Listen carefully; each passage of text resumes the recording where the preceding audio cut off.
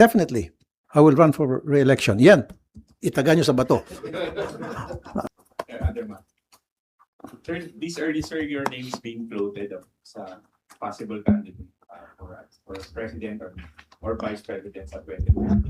Ayoko sagutin yan dahil wala akong balak eh. Pag may balak ako, sasagutin ko yan. Kaso wala akong balak, kaya hindi ko sagutin yan. That's as of today, Sen. As of today, as of the future. Final answer.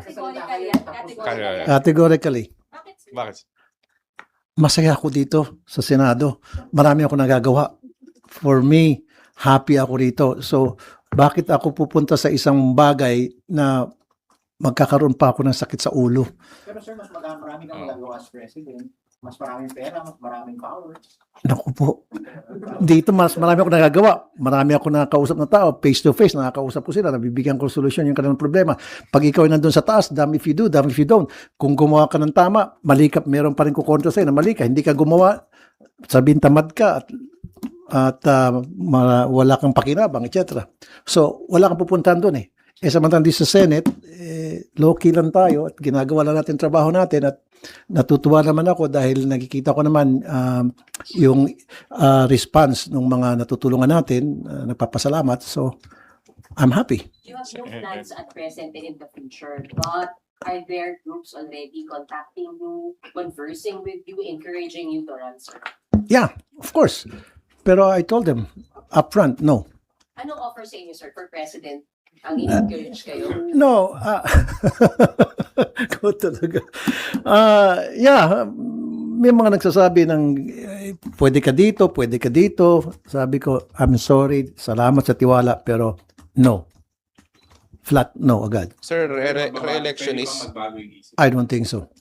I don't think so. Sir, sa ngayon, re-election ang... Yes, yun lang target ko. Ma-re-elect lang ako. Happy na ako. Makapagtrabaho muli. Is VP Sara Tuloy-tuloy. among those who asked you to be VP for her for 2020? No. No. VP Sara did not ask you, did not Never. offer you anything, sir. Never. What about President Marcos, sir? Never. Sure. I'm sure. More than sure.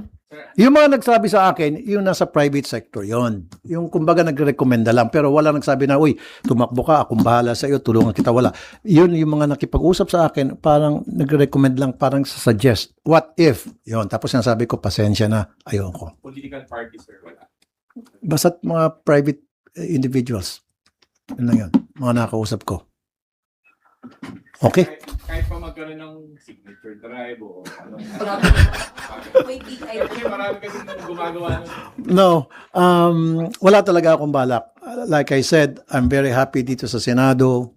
Bakit pa ako pupunta sa isang sitwasyon na hindi ko sure kung anong mangyayari doon. Baka mamaya hindi ko ma-meet yung expectations nila. Ayoko naman na pag-retire ko, uga-uga na ako, may sakit ako, nasa kulungan ako. I don't want that to happen to me. Gusto ko pag-retire ko, malakas pa rin ako, nakakapag-bakasyon-bakasyon, maalagaan ko mga apo ko, yung mga ganon. Sir, 2028, you'll be up for re-election. Yes, up for election ako 2028. So that one you can say to us that you will be running for yeah, re-election. of course. Definitely. I will run for re-election. Yan. Itaga nyo sa bato. I will run for re-election sa 2028. As senator. Yun.